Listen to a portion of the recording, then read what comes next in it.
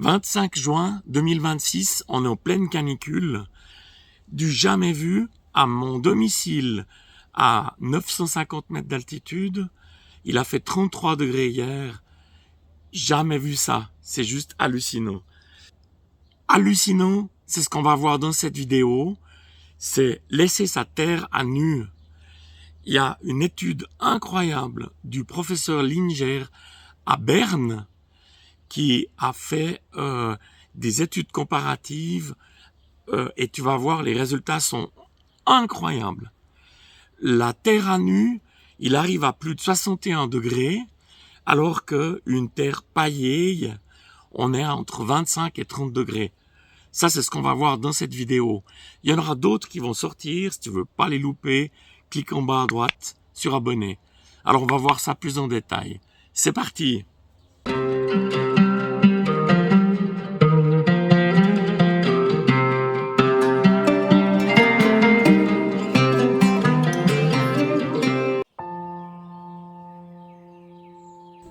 Cette étude de l'université de Berne, elle a été faite dans la région des Marais à Neuchâtel.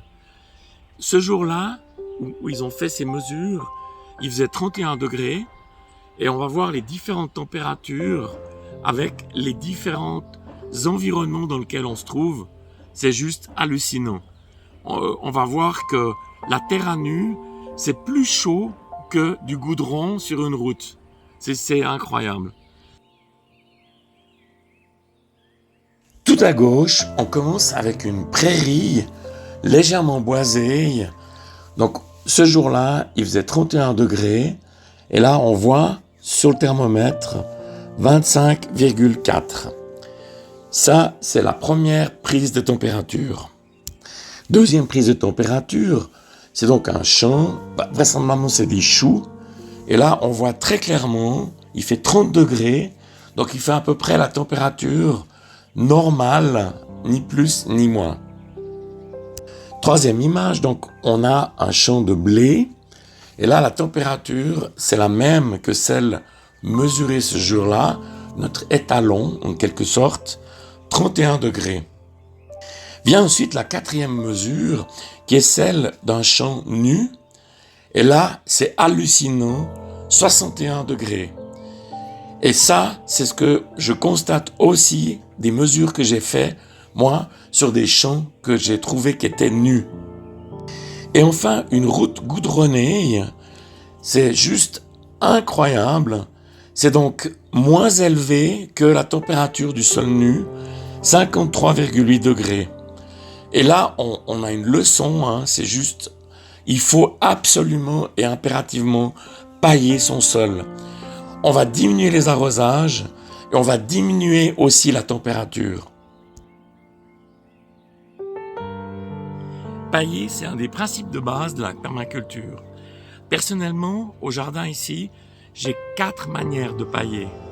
Je te les montre plus en détail. Alors, j'ai 4 manières de pailler. La paille, bien évidemment, en premier. À l'extérieur, ici, pour mes tomates.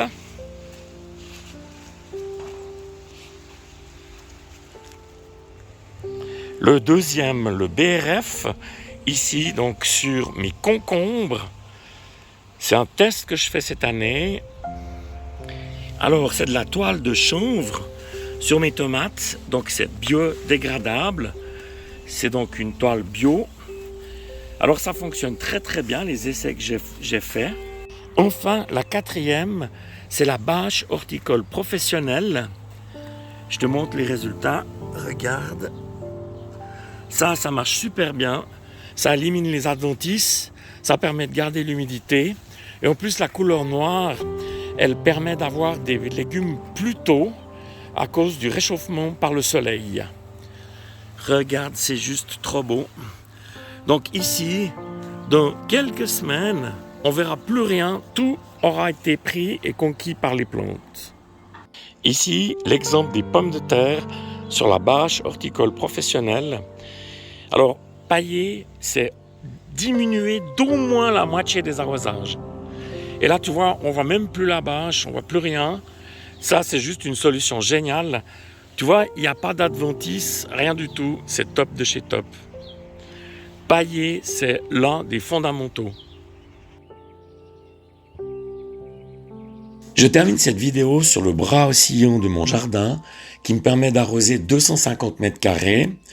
J'espère que cette petite vidéo t'aura incité à pailler dans ton jardin sous quelque forme que ce soit. Si c'est le cas, donc un pouce permet de soutenir la chaîne. Je te remercie d'être passé par là et à bientôt.